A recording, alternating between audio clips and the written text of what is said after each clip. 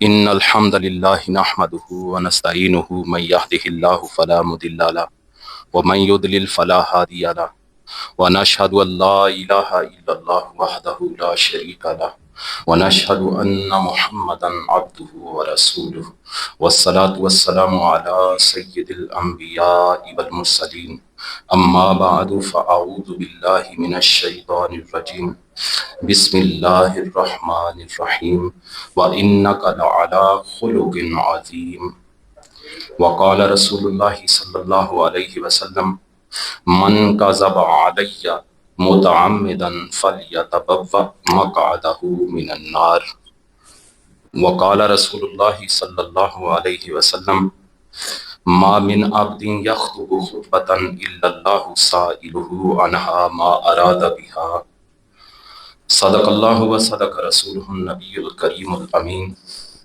ونحن علی ذلک لمن الشاہدین والشاکرین والحمد للہ رب العالمین ان اللہ وملائکتہ یصلون علی النبی یا ایہا الذین آمنوا صلوا علیہ وسلموا تسلیما اللہم صلی علی محمد وعلی آل محمد کما صلیت علی ابراہیم وعلی آل ابراہیم انک حمید مجید اللہم بارک علی محمد وعلی آل محمد کما بارکت علی ابراہیم وعلی آل ابراہیم انک حمید مجید الصلاۃ والسلام علیک یا سیدی یا رسول اللہ وعلی آلک واصحابک یا سیدی یا حبیب اللہ خالق کائنات جل جلالہ و عما نوالہ و اتم برہانہ و اعظم شانہ کی بارگاہ میں حمد اور وجہ تخلیق کائنات حضور نبی پاک صاحب لاولاک تاجدار مدینہ سرور قلب و سینہ حضرت محمد مصطفیٰ صلی اللہ علیہ وسلم کی پاک اور مقدس بارگاہ میں ہدیہ درود و سلام پیش کرنے کے بعد معزز سامعین السلام علیکم ورحمۃ اللہ وبرکاتہ۔ آج 11 ربیع الاول ہے اور کل انشاءاللہ تعالی کائنات کا عظیم ترین دن ہے، جس دن نبی آخر الزمان حضرت محمد مصطفیٰ صلی اللہ علیہ وسلم اس کائنات میں تشریف لائے۔ مسلمان اپنی عقیدتوں اور محبتوں کا خراج پیش کرتے ہیں حضور کی بارگاہ میں اور اللہ کی بارگاہ میں شکر ادا کرتے ہیں کہ اللہ تعالیٰ نے اپنا محبوب ہمیں عطا فرمایا اور اپنے دین کی رہنمائی حضور کے ذریعے ہمیں دی۔ ہماری گفتگو کا عنوان بھی حضور کریم صلی اللہ علیہ وسلم کے میلاد شریف کے حوالے سے ہی ہے۔ قرآن مجید میں اللہ تعالیٰ نے نبی کریم صلی اللہ علیہ وسلم کی دعوتی کامیابی کو حضور کریم صلی اللہ علیہ وسلم کی اخلاقی عظمت سے جوڑا۔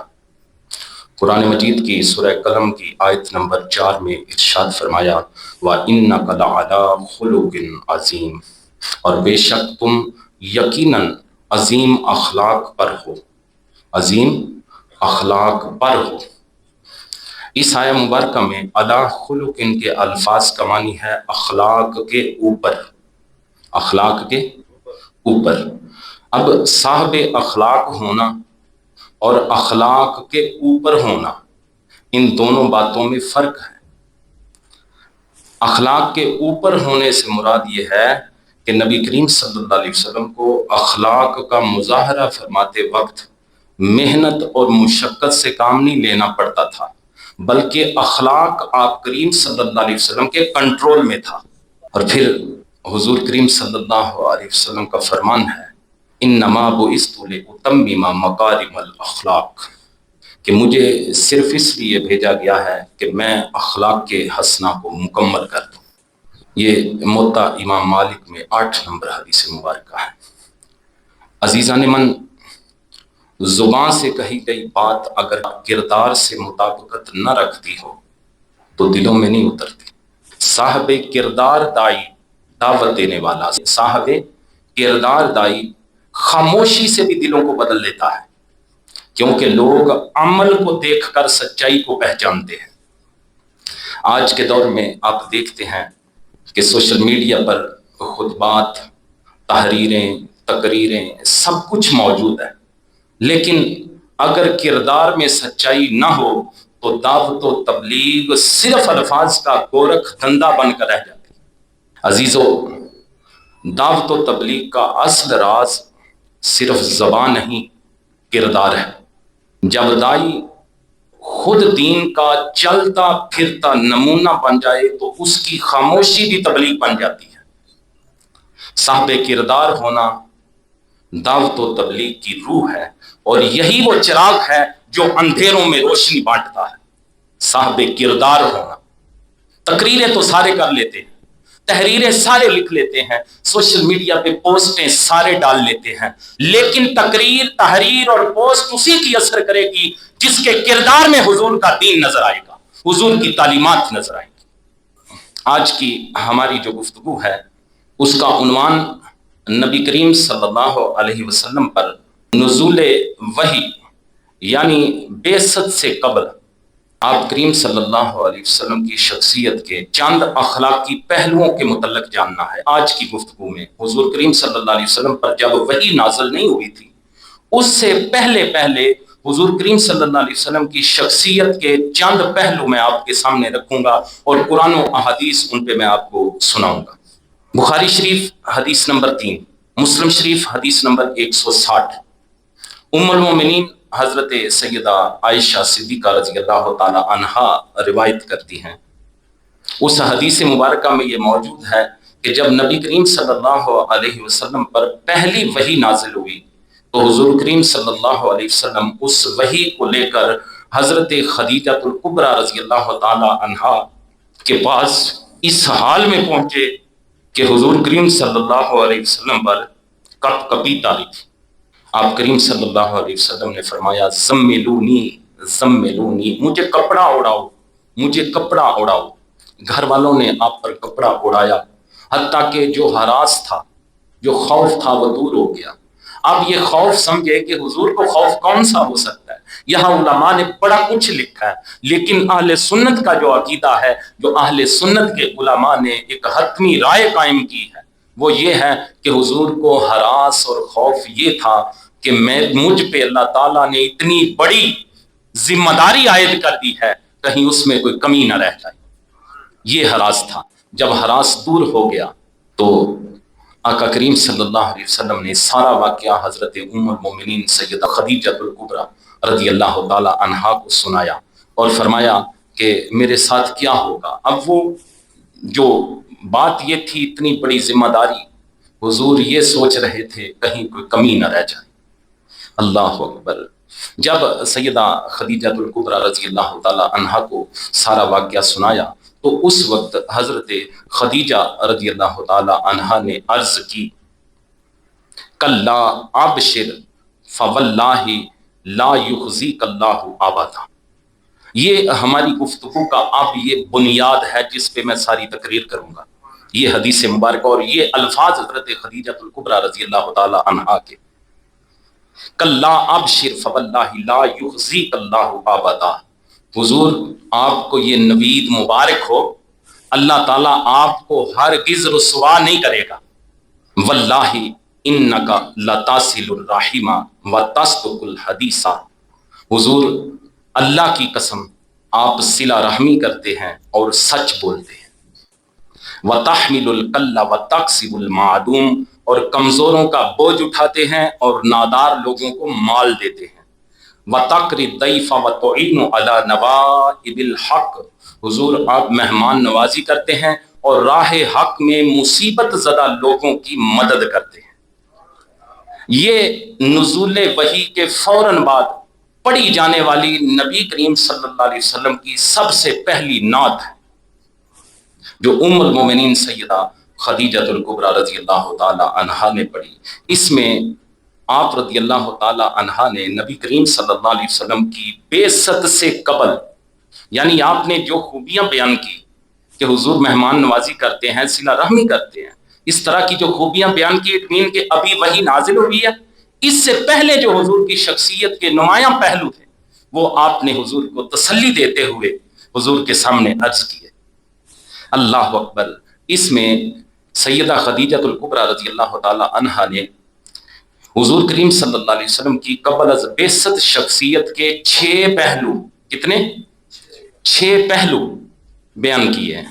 وہ کون کون سے ہیں؟ نمبر 1 صلہ رحمی کرنا، نمبر 2 سچ بولنا، نمبر 3 کمزوروں کا بوجھ اٹھانا، نمبر 4 نادار لوگوں کو مال دینا، نمبر 5 مہمان نوازی کرنا، نمبر 6 راہ حق میں مصیبت زدہ لوگوں کی مدد کرنا۔ اب یہ 6 حضور کے اوصاف وہ ہیں کہ ابھی قرآن نازل نہیں ہوا، ابھی حضور کریم صلی اللہ علیہ وسلم پر وحی نازل نہیں ہوئی، ابھی قرآن میں مہمان نوازی کا حکم نہیں آیا، ابھی قرآن میں سچ بولنے کی بات نہیں آئی۔ یہ سارے اوصاف جو ہیں ابھی قرآن نے نہیں دیے، ابھی قرآن تو نازل ہونا شروع ہوا ہے۔ یہ اس سے پہلے حضور کی شخصیت ہے، آقا کریم صلی اللہ علیہ وسلم کی جو شخصیت قبل از بعثت تھی، اس کے نمایاں پہلو آپ نے سامنے رکھے۔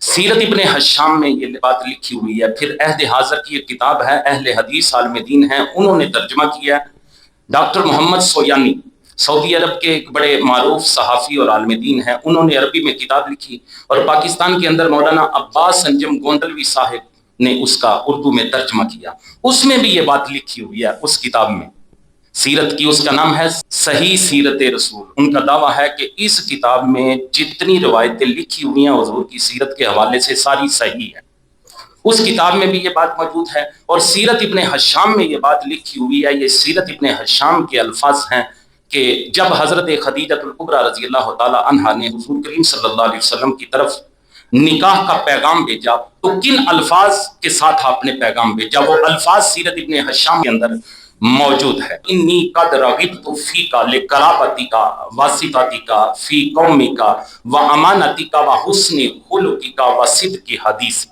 کہ میں آپ کے ساتھ رشتہ داری، وجاہت، صداقت، امانت اور خوش اخلاقی کے باعث نکاح کی خواہش مند ہوں۔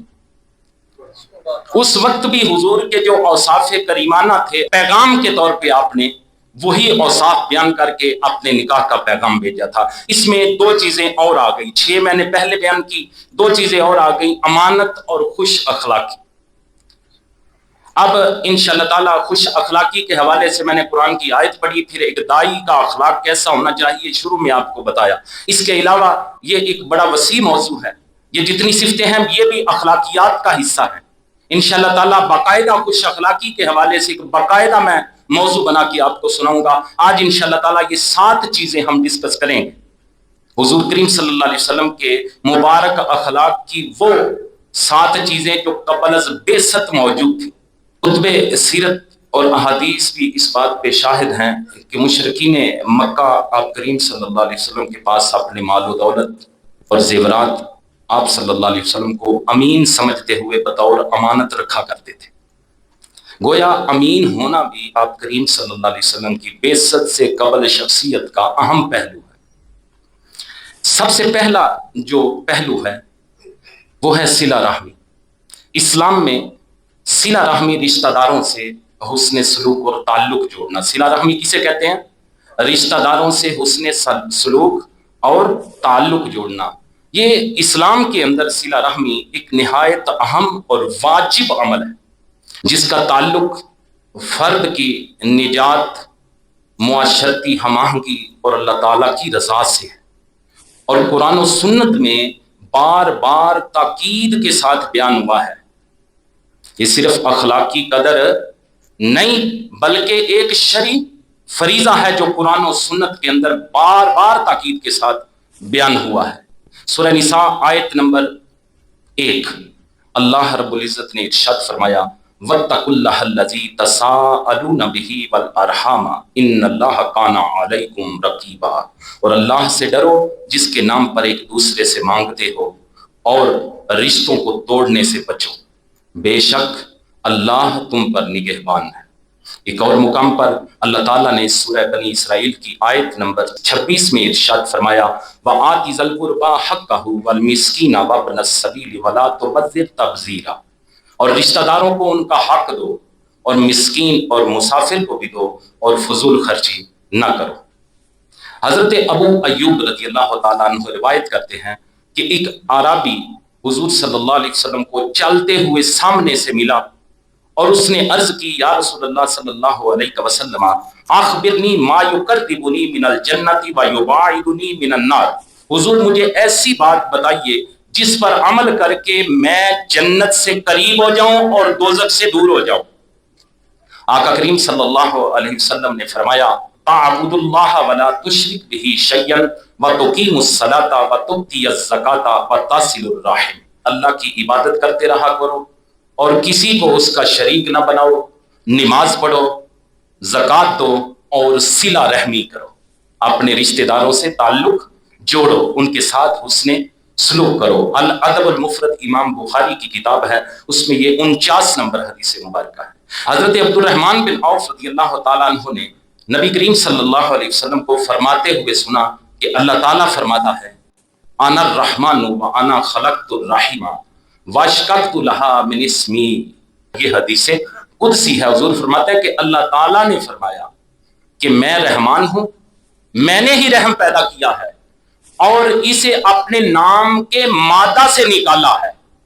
فمن وصلها وصلتہ ومن قطعها قطعتہ، حضور نے فرمایا، اللہ فرماتا ہے جو اسے ملائے گا میں بھی اسے ملاؤں گا اور جو اسے قطع کرے گا میں اسے الگ تھلگ کر کے رکھ دوں گا۔ رشتہ داروں سے تعلق جوڑنا، حسن سلوک کرنا اتنا اہم ہے کہ حضور فرماتا ہے کہ اللہ کہتا ہے کہ جو اسے جوڑے گا میں اسے جوڑوں گا، جو اسے قطع کرے گا میں اسے الگ تھلگ کر کے رکھ دوں گا۔ الادب المفرد 53 نمبر حدیث مبارکہ۔ حضرت انس بن مالک رضی اللہ تعالیٰ عنہ سے روایت ہے کہ سید عالم صلی اللہ علیہ وسلم نے فرمایا من احب ان یبسط له فی رزقہ وان ينسأ له فی آثارہ فلیصل فی رحمہ۔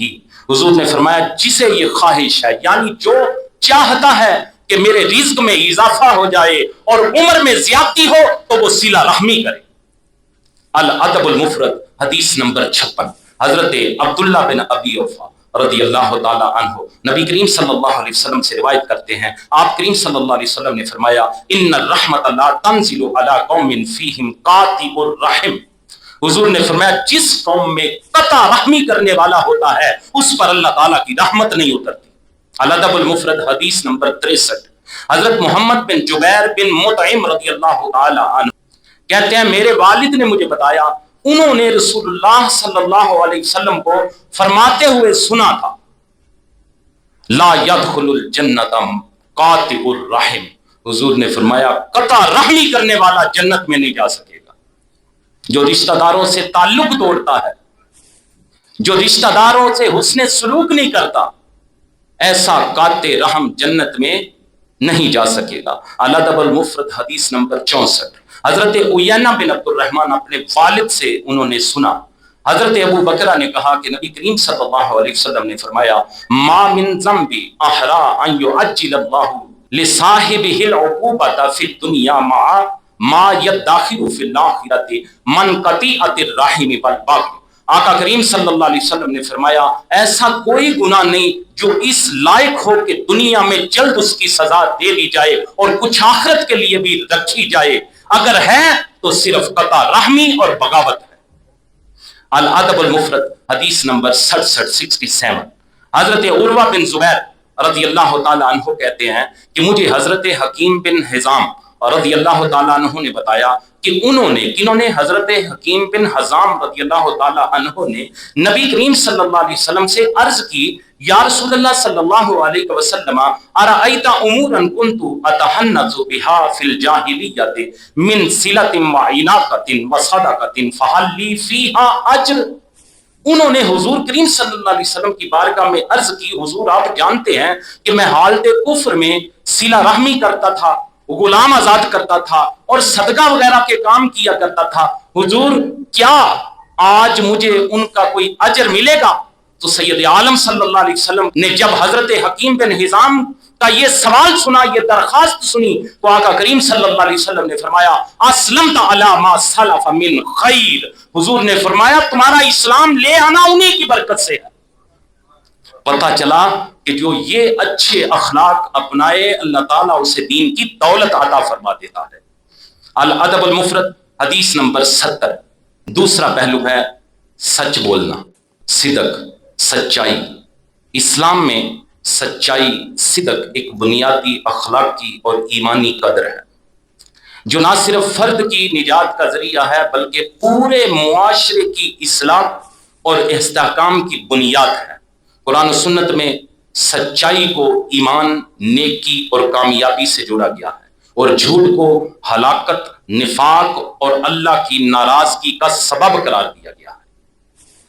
نبی کریم صلی اللہ علیہ وسلم نے سب سے پہلی اعلانیہ دعوت اسلام جب کوہ صفا پہ کھڑے ہو کر دی تو آپ کریم صلی اللہ علیہ وسلم نے لوگوں سے مخاطب ہو کے فرمایا ارأیتکم لو اخبرتکم ان خیلا بالوادی ترید ان تغیر علیکم اکنتم مصدقیہ۔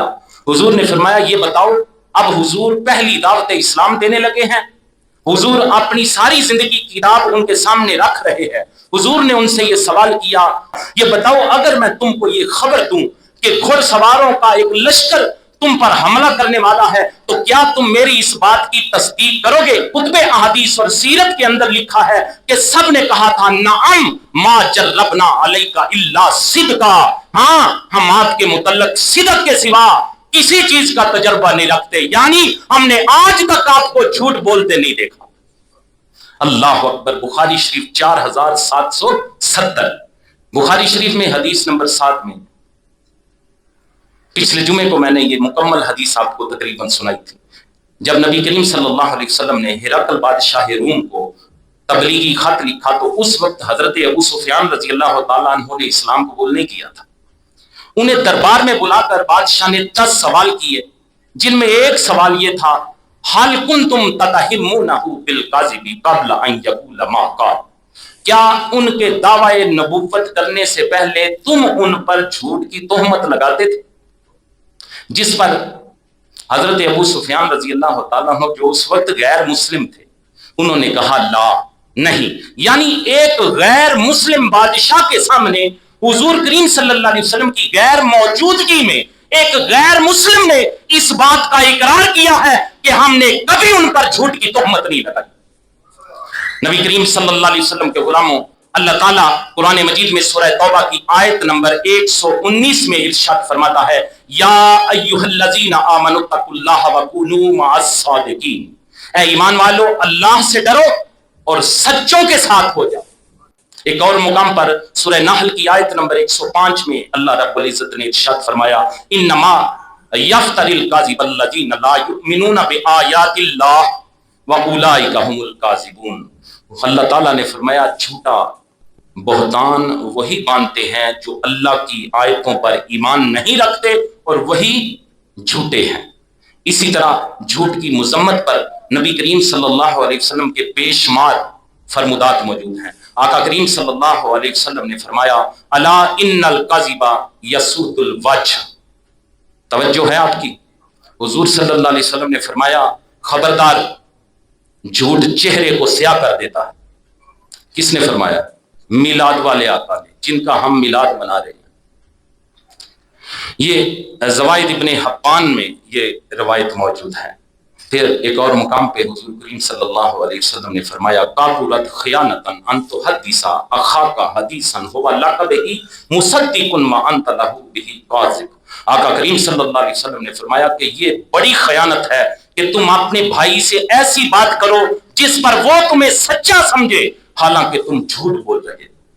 الآداب امام بہقی کی اس کے 120 نمبر صفحہ پہ یہ حدیث مبارکہ موجود ہے۔ حضرت عبداللہ بن عمر رضی اللہ تعالیٰ عنہ فرماتے ہیں کہ نبی کریم صلی اللہ علیہ وسلم نے فرمایا اربع من کن فیہ کان منافقا خالصا ومن کانت فیہ خصلۃ منہن کانت فیہ خصلۃ من النفاق حتی یدعها۔ آقا کریم صلی اللہ علیہ وسلم نے فرمایا 4 خصلتیں جس میں ہوں گی وہ خالص منافق ہوگا، اور جس میں ان 4 میں سے ایک خصلت ہو اس میں نفاق کی ایک خصلت ہوگی حتیٰ کہ وہ اس خصلت کو چھوڑ دے۔ وہ خصلتیں کون سی ہیں؟ حضور کریم صلی اللہ علیہ وسلم نے فرمایا اذا اؤتمن خان واذا حدث کذب واذا عاہد غدر واذا خاصم فجر۔ آقا کریم صلی اللہ علیہ وسلم نے فرمایا وہ 4 خصلتیں یہ ہیں کہ جب اس کے پاس امانت رکھی جائے تو اس میں خیانت کرے، جب بات کرے تو جھوٹ بولے، جب عہد کرے تو توڑ دے، اور جب جھگڑا کرے تو بد کلامی کرے اور حد سے تجاوز کرے۔ بخاری شریف 34 نمبر حدیث مبارکہ۔ یہ منافقت کی 4 نشانیاں ہیں جن میں جھوٹ بولنا بھی ایک منافق کی نشانی ہے، یہ بھی نفاق ہے۔ پھر اس میں امانت میں خیانت کرنا بھی نفاق کی نشانی ہے، منافقت کی نشانی ہے۔ اللہ اکبر۔ بخاری شریف کی حدیث نمبر 6094 میں حضرت عبداللہ بن عمر رضی اللہ تعالیٰ عنہ فرماتے ہیں کہ سید عالم صلی اللہ علیہ وسلم نے فرمایا ان الصدق یہدی الی البر وان البر یہدی الی الجنہ۔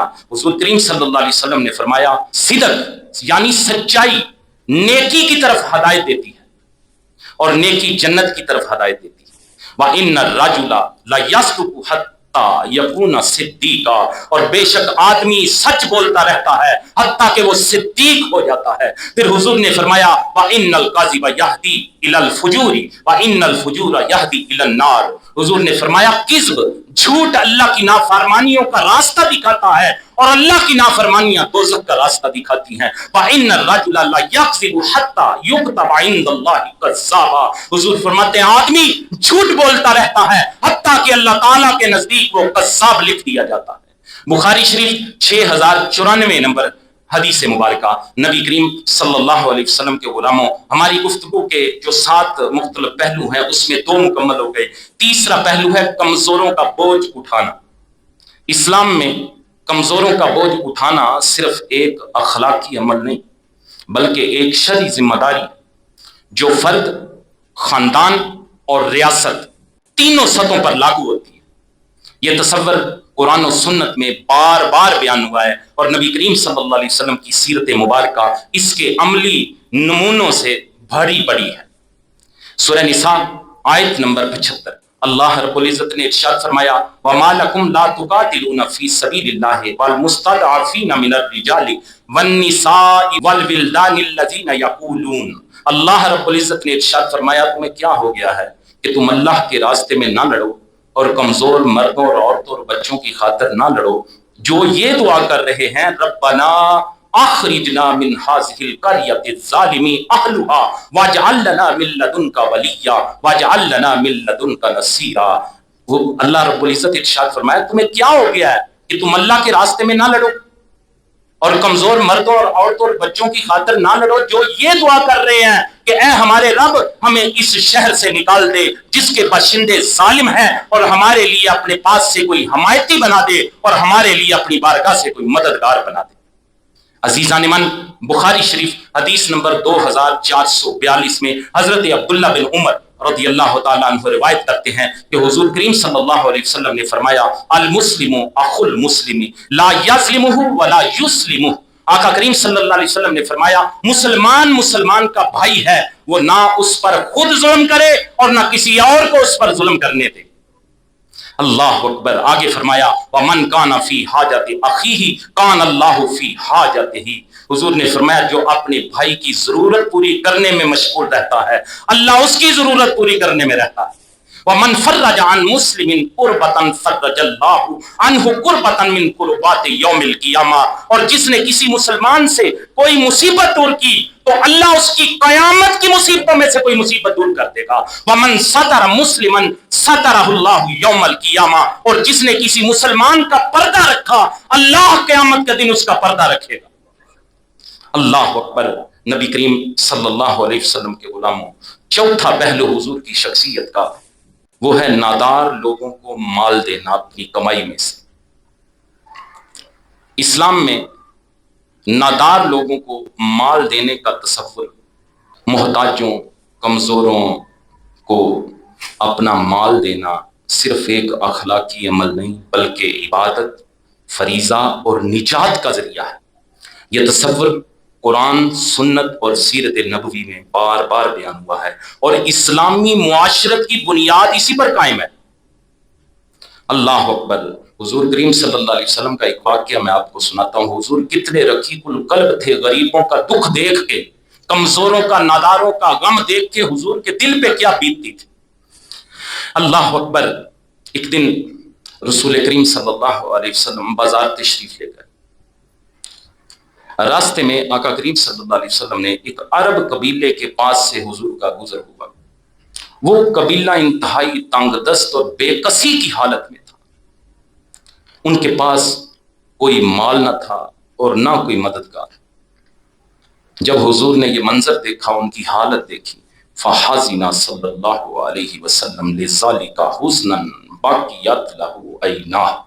آقا کریم صلی اللہ علیہ وسلم نے جب وہ دیکھا تو حضور اتنے مغموم ہوئے کہ ان کی حالت دیکھ کے حضور کی آنکھوں سے آنسو جاری ہو گئے، حضور نے رونا شروع کر دیا۔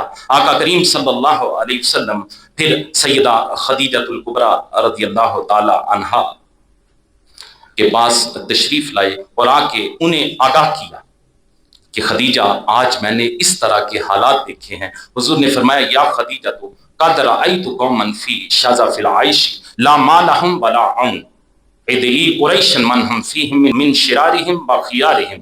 حضور نے فرمایا خدیجہ میں نے لوگوں کو سخت قحط اور بے یارو مددگار پایا، خدیجہ قریش کے وہ لوگ جو اچھے ہیں یا برے ہیں انہیں دعوت ہو۔ فدعت خدیجۃ قریشا فاجتمعوا الى رسول اللہ صلی اللہ علیہ وسلم واتوا اموالهم جميعا وعرضوا اصحافا واکفانا ملیئة ذهبا وفضة وعلنوا۔ سیدہ خدیجہ نے قریش کے سردار اکٹھے کیے، جب وہ سارے اکٹھے ہو گئے اپنا سارا مال جمع کر کے، کھجوریں، اناج کے ڈھیر، سونے اور چاندی کے سارے ذخائر جب اکٹھے کیے تو آپ نے اس وقت وَعَلَنُوا یہ اعلان کیا انہا ملک للنبی صلی اللہ علیہ وسلم، یہ سارا مال نبی کریم صلی اللہ علیہ وسلم کی میں ملک میں کرتی ہوں۔ اللہ اکبر۔ یہ سیرت النبیہ ابن اسحاق کی اور ابن حشام میں بھی یہ واقعہ موجود ہے۔ نبی کریم صلی اللہ علیہ وسلم کی یہ نبوت کا بالکل ابتدائی دور ہے، ابھی اعلانیہ دعوت شروع نہیں ہوئی، چند لوگوں نے اسلام قبول کیا تھا، یہ اس وقت کی بات ہے۔ نبی کریم صلی اللہ علیہ وسلم کے غلاموں اسی موضوع پہ قرآن مجید کی آیات بھی موجود ہیں اور حضور کریم صلی اللہ علیہ وسلم کے فرمودات بھی موجود ہیں۔ سورہ بقرہ کی آیت نمبر 73 میں اللہ رب العزت نے ارشاد فرمایا للفقراء الذین احصروا فی سبیل اللہ لا یستطیعون ضربا فی الارض، ان فقیروں کے لیے جو اللہ کے راستے میں روک دیے گئے، وہ زمین میں چل پھر نہیں سکتے۔ یحسبہم الجاہل اغنیاء من التعفف تعرفہم بسیماہم، ناواقف انہیں سوال کرنے سے بچنے کی وجہ سے مالدار سمجھتے ہیں، تم انہیں ان کی علامت سے پہچان لوگے۔ لا یسألون الناس الحافا وما تنفقوا من خیر فإن اللہ بہ علیم، وہ لوگوں سے لپٹ کر سوال نہیں کرتے اور تم جو خیرات کرو اللہ اسے جانتا ہے۔ اس میں محتاجوں کی نشانی بھی بتائی گئی، ان کے متعلق بھی بتایا گیا اور ان کے ساتھ تعاون کرنے کا بھی حکم دیا گیا۔ حضرت ابو ذر غفاری رضی اللہ تعالیٰ عنہ بیان کرتے ہیں کہ نبی کریم صلی اللہ علیہ وسلم نے یہ بات ارشاد فرمائی تبسمک فی وجہ اخیک لک صدقۃ وامرک بالمعروف ونہیک عن المنکر صدقہ۔ آقا کریم صلی اللہ علیہ وسلم نے فرمایا تمہارا اپنے بھائی سے مسکرا کر ملنا بھی تمہارے لیے صدقہ ہے، تمہارا نیکی کا حکم دینا، تمہارا برائی سے روکنا بھی صدقہ ہے۔ وَإِرْشَادُكَ الرَّجُلَ فِي أَرْضِ الضَّلَالِ لَكَ صَدَقَةٌ وَبَصَرُكَ لِلرَّجُلِ الرَّدِيءِ الْبَصَرِ لَكَ صَدَقَةٌ۔ آقا کریم صلی اللہ علیہ وسلم نے فرمایا تمہارا کسی بھولے بٹکے شخص کو راستہ بتا دینا بھی صدقہ ہے، اور جس شخص کو نظر نہ آتا ہو تمہارا اس نابینا شخص کو راستہ دکھا دینا بھی صدقہ ہے۔ وَإِمَاتَتُكَ الْحَجَرَ وَالشَّوْكَةَ وَالْعَزْمَ عَنِ الطَّرِيقِ لَكَ صَدَقَةٌ۔ حضور نے فرمایا کہ راستے سے پتھر، کانٹا، ہڈی وغیرہ کو ہٹا دینا بھی تمہارے لیے صدقہ ہے۔ وَإِفْرَاغُكَ مِنْ دَلْوِكَ فِي دَلْوِ أَخِيكَ لَكَ صَدَقَةٌ۔ حضور نے فرمایا اپنے ڈول کے ذریعے اپنے بھائی کے ڈول میں پانی ڈالنا بھی صدقہ ہے۔ جامعہ ترمذی 1879۔ حضرت عبداللہ بن عمر رضی اللہ تعالی عنہ بیان کرتے ہیں کہ ایک شخص نے حضور کریم صلی اللہ علیہ وسلم کی بارگاہ میں سوال کیا ای الاسلام خیر، حضور اسلام کی کون سی خصلت سب سے بہتر ہے؟ آقا کریم صلی اللہ علیہ وسلم نے فرمایا تطعم الطعام وتقرأ السلام علی من عرفت ومن لم تعرف۔ حضور نے فرمایا تم کھانا کھلاؤ اور سلام کرو جن کو تم جانتے پہچانتے ہو یا جن کو تم جانتے اور پہچانتے نہیں۔ پتا چلا کھانا کھلانا اور سلام کرنا، ہم تو دیکھتے ہیں کہ یہ بندہ واقف ہے کہ نہیں، اس کے ساتھ کوئی تعلق ہے کہ نہیں، ہم دیکھ کے سلام لیتے ہیں، دیکھ کے اسے کھانے کی دعوت دیتے ہیں، لیکن حضور فرماتے ہیں یہ اسلام کی جو خصلت اس صحابی نے پوچھی جو سب سے بہتر خصلت ہے، حضور نے فرمایا کسی سے سلام لو تو یہ نہ دیکھو یہ کون ہے، اسے پہچانتے ہو یا نہیں پہچانتے اس کے ساتھ سلام لو، اگر اسے کھانا کھلانا چاہتے ہو تو پھر یہ نہ دیکھو یہ کون ہے، اگر پہچانتے ہو یا نہیں پہچانتے اسے کھانا کھلاؤ۔ بخاری شریف کی بالکل شروع میں 12 نمبر حدیث مبارکہ ہے، حضرت ابو ہریرہ نبی کریم صلی اللہ علیہ وسلم کا یہ فرمان نقل کرتے ہیں، من نفس عن مسلم کربۃ من کرب الدنیا نفس اللہ عنہ کربۃ من کرب یوم القیامہ۔ آقا کریم صلی اللہ علیہ وسلم نے فرمایا جو شخص کسی مسلمان سے کسی دنیاوی تکلیف کو دور کرتا ہے، اللہ تعالیٰ اس شخص کے قیامت کی تکلیف کو دور کرے گا۔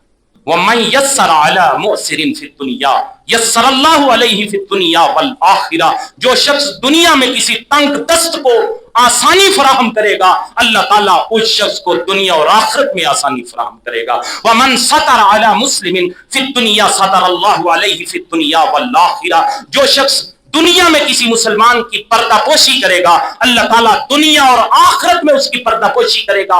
واللہ فی عون العبد ما کان العبد فی عون اخی، حضور نے فرمایا انسان جب تک اپنے بھائی کی مدد کرتا رہتا ہے اللہ تعالیٰ بھی اس کی مدد کرتا رہتا ہے۔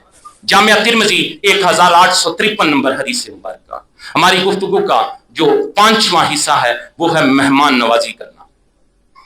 اسلام میں مہمان نوازی صرف ایک سماجی روایت نہیں بلکہ ایمان، اخلاق اور انبیائی سنت کا مظہر ہے، نبیوں کی سنت کا مظہر ہے۔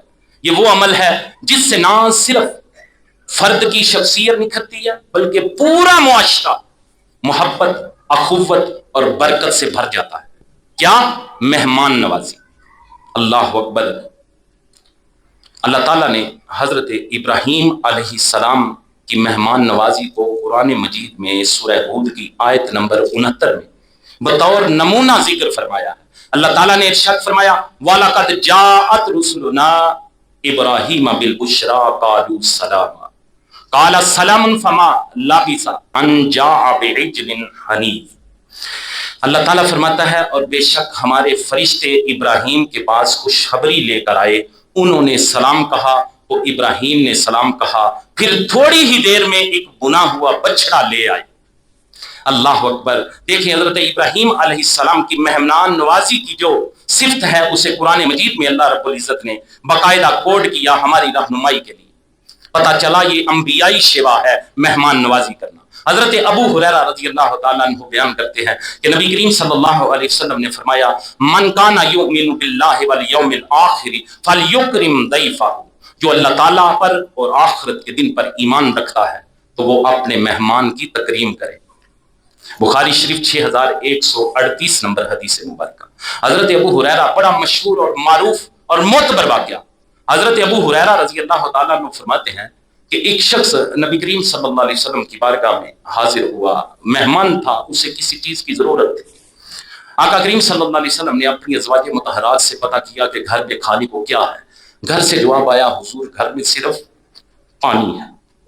تو آقا کریم صلی اللہ علیہ وسلم نے اپنے صحابہ میں اعلان کیا کہ اسے کون اپنے ساتھ لے جائے گا، یعنی کون اس کی مہمان نوازی کرے گا۔ یہ سن کر انصار میں سے ایک صحابی آئے، انصاری صحابی، انہوں نے عرض کی کہ حضور میں اس کی خدمت کرتا ہوں۔ وہ شخص اپنے گھر لے گیا، جا کے گھر والوں سے کہا کہ یہ مہمان ہیں، ان کی خدمت کرنی ہے، بتاؤ گھر میں کچھ ہے؟ تو اس کی بیوی نے کہا کہ گھر میں صرف بچوں کے لیے تھوڑا سا کھانا ہے۔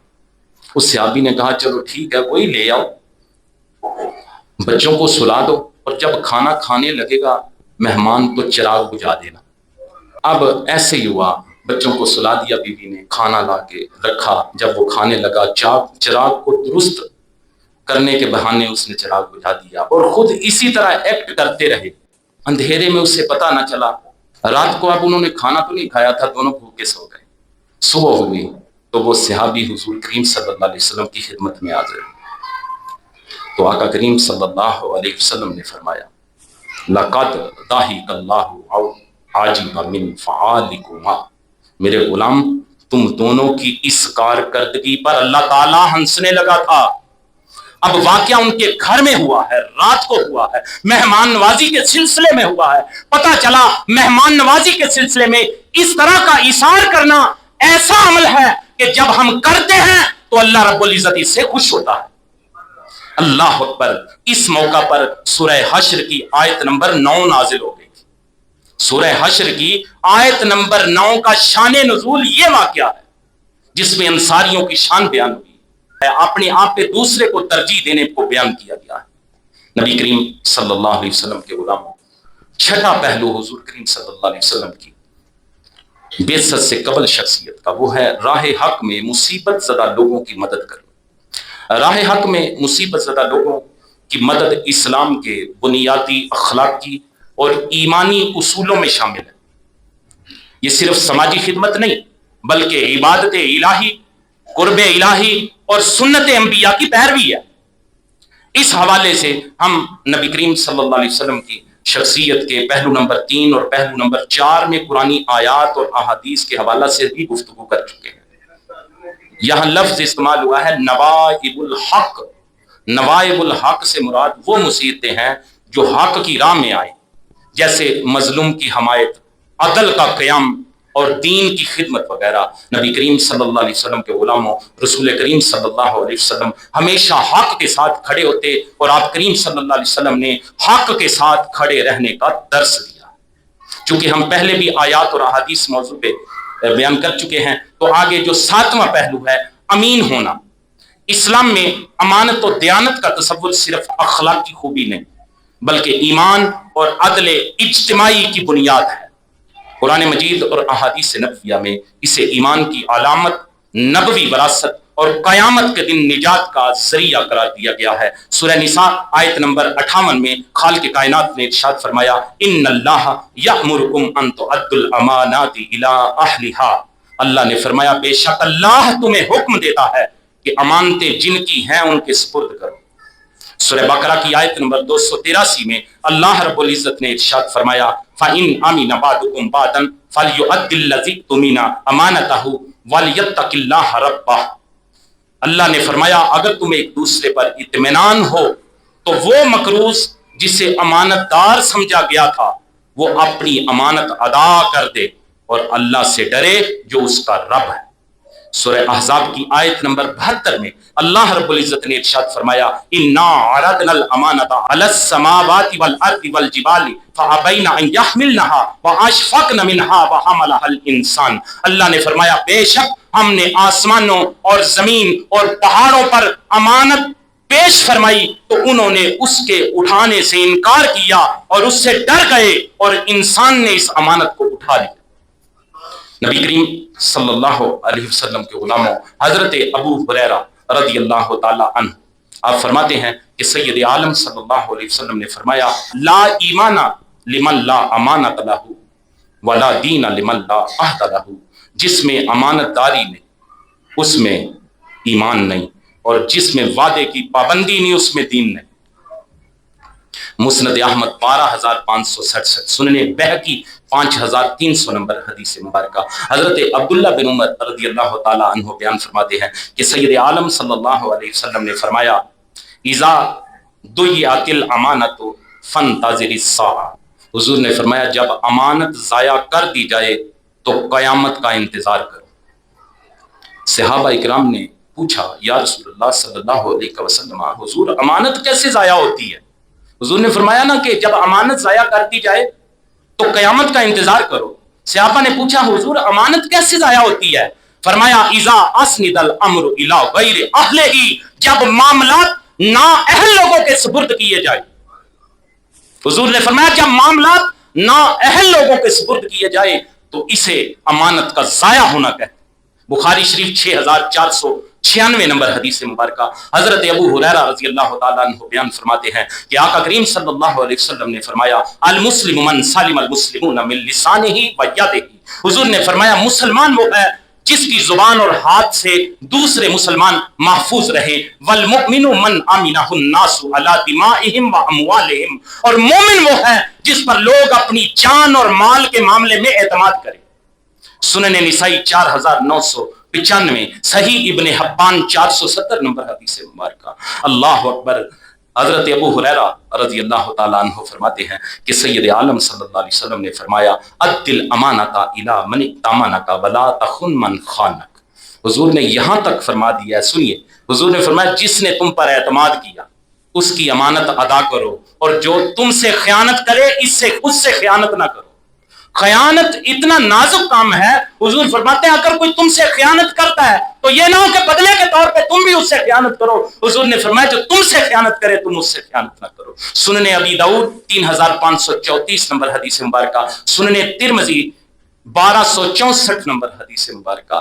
نبی کریم صلی اللہ علیہ وسلم کے غلاموں، آج کی گفتگو میں حضور کریم صلی اللہ علیہ وسلم کی بعثت سے قبل شخصیت کے 7 مختلف پہلوؤں پر قرآن و حدیث کے حوالے سے ہم نے گفتگو سنائی، جو کہ نزول وحی سے قبل آپ کریم صلی اللہ علیہ وسلم کی ذات ستودہ صفات میں موجود تھی۔ وہ کون کون سے بلا؟ سنیے، یاد رکھیے، دوبارہ ریپیٹ کرنے لگا ہوں۔ وہ کون کون سے ایسے پہلو ہیں کہ ابھی قرآن نازل نہیں ہوا، ابھی وحی نہیں آئی، لیکن آپ کے اور میرے نبی جن کا میلاد ہم منانے جا رہے ہیں، جن کا آج سے کافی دنوں سے پہلے میلاد منانا شروع کیا ہوا ہے، کرتے رہیں گے، ہر سال مناتے ہیں، حضور کے میلاد کا چاہ کرتے ہیں، خوشی کرتے ہیں۔ اس محبوب کا کردار میں نے آپ کے سامنے رکھا ہے قبل از بعثت۔ وہ کون سی 7 چیزیں میں نے آپ کے سامنے رکھی ہیں؟ سب سے پہلا صلہ رحمی، دوسری سچ بولنا، تیسرا کمزوروں کا بوجھ اٹھانا، چوتھا نادار لوگوں کو مال دینا، پانچواں مہمان نوازی کرنا، چھٹا راہ حق میں مصیبت زدہ لوگوں کی مدد کرنا، ساتواں امانت و دیانت، اور آٹھواں جو میں نے روایت کے حوالے سے سنایا تھا حضور کا حسن اخلاق، جسے میں انشاءاللہ علیحدہ کے باقاعدہ موضوع بنا کے آپ کے سامنے رکھوں گا۔ اب اس ساری گفتگو کے دوران میں نے 12 قرآن مجید کی آیات سنائی آپ کو، کم و بیش 28 احادیث میں نے آپ کو سنائی۔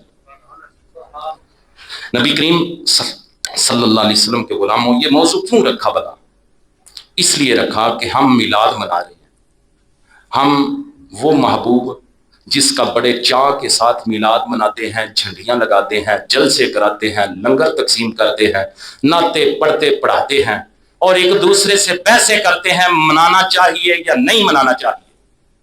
میں نے آپ کے سامنے اور اپنے سامنے، اپنے لیے بھی اور آپ کے لیے بھی، میں نے ایک چیز رکھی ہے کہ جس محبوب کا ہم میلاد مناتے ہیں، کیا ہمارا کردار کوئی حضور کے کردار سے مماثلت رکھتا ہے؟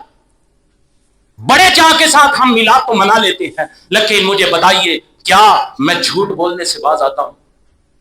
میرے محبوب پہ ابھی قرآن نازل نہیں ہوا تھا، ابھی خدا نے قرآن میں یہ نہیں بتایا تھا کہ جھوٹ نہیں بولنا، ابھی حکم نہیں آیا تھا، اس سے پہلے بھی میرے میلاد والے آقا کے کردار میں جھوٹ نہیں تھا۔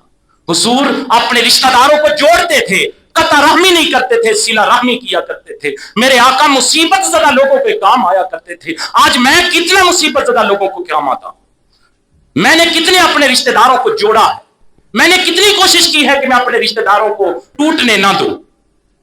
آج میلاد منانے والے پہ یہ بھی ضروری ہے، تو میلاد منا، تجھے کوئی نہیں منع کرتا، لیکن حضور کا اخلاق بھی اپنا، حضور کا کردار بھی اپنا، میلاد والے آقا کی شخصیت کے سارے پہلوؤں کو اپنا۔ یہ میلاد منانا ہے تیرا۔ اگر تو میلاد صرف باتوں سے منائے گا تو یہ میلاد منانا نہیں۔ بڑی ذمہ داری سے میں آپ کو بتا رہا ہوں، یہ کوئی چاہ نہیں، یہ کسی قسم کا کوئی چاہ نہیں کہ حضور کی تعلیمات کو اپنانا نہیں، لیکن میلاد منانا ہے۔ بھائی مولوی دی تقریر ضرور کرا دی ہے، چندہ ضرور کٹھا کرنا ہے، چندہ کٹھا کر کے جلسہ بھی بڑا کرانا ہے۔ یہ کل آوے نماز دی، نماز نہیں پڑھنی، جھوٹ کی بات تو جھوٹ بولنا ہے۔ رشتہ داروں سے صلہ رحمی کا معاملہ ہو تو ایسی بات کرنی ہے، اگر رشتہ دار جڑ بھی رہے ہیں تو تیری اس بات کی وجہ سے وہ ایسے ٹوٹیں گے کہ سالہ سال ایک دوسرے کو منہ نہیں دکھائیں گے۔ ہم نے کتنی کوشش کی ہے کہ اپنے رشتہ داروں کو جوڑیں، ہم نے کتنے غریبوں کی مدد کی ہے، ہم کتنا اپنا مال نادار لوگوں کو دیتے ہیں۔ کیا ہم میں کوئی ایسا ہے جو اس بارے میں خیال رکھتا ہے کہ مجھے اگر کوئی غریب اپنی مدد کے لیے کہے تو اللہ کی رضا کے لیے میں اس کی مدد فوراً کر دوں؟ بھائی میلاد منانے والوں، یہ حضور کا اخلاق ہے۔ اہل سنت کا عقیدہ یہ نہیں کہ عمل نہ کرو، حضور کے اخلاق نہ اپناؤ، سال بعد میلاد کرا لو تمہاری بخشش ہو جائے گی، ایسا ہرگز نہیں۔ اللہ پاک کی قسم حضور کے منبر پہ بیٹھ کے کہہ رہا ہوں، اگر حضور کی تعلیمات نہیں اپناؤ گے تو لاکھ میلاد منا لو، تمہیں میلاد کا اجر نہیں ملے گا۔ اگر بخشش کروانی ہے ان امور کا، ان کاموں کا، میلاد کی محافل کا، محفل نعت کا اجر لینا چاہتے ہو تو ساتھ اپنی سیرت میں حضور کا اخلاق اپناؤ، اپنی زندگی میں حضور جو دین لے کے آئے ہیں اس دین کو اپناؤ۔ اللہ تعالی ہم سب پہ اپنا فضل فرمائے۔